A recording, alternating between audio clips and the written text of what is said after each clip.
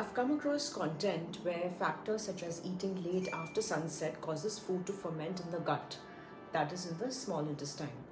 It's almost like your gut is a garbage can where food sits and rots. It's not that simple. The digestive tract has a muscular mechanism that constantly contracts to move food from the food pipe to the rectum, which is called as peristalsis.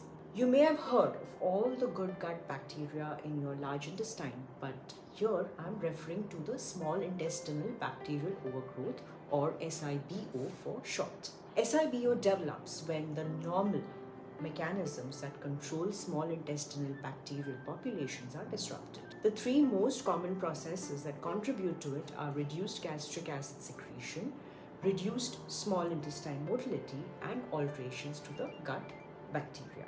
Let's look at some of the factors and conditions that cause it.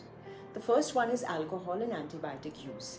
They can alter the normal balance of your gut flora, leading to bacterial overgrowth. Number two, antacids.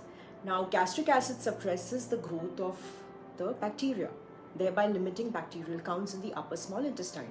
So, antacids taken over a long period of time can lead to SIBO.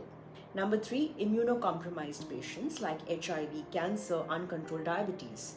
Their basic defense systems are compromised. Number four is gut motility disorders. Now, during periods of fasting, a migrating motor complex called MMC develops approximately every 90 to 120 minutes to sweep residual debris through the gastrointestinal tract. Abnormalities in the MMC may predispose to the development of SIBO. Gastroparesis, or delayed gastric emptying, for example, which is seen in long-standing diabetic patients or those with neurological disorders, is a risk factor for SIBO. Number five, gastric surgeries and structural abnormalities.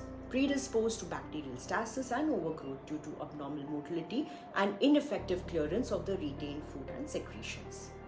Number six, chronic diseases like celiac disease, IBS, and those not related to the gut, for example, liver and pancreatic disorders, renal failure, can also increase the chances of SIBO. In short, your body's mechanisms are beautifully designed to protect you.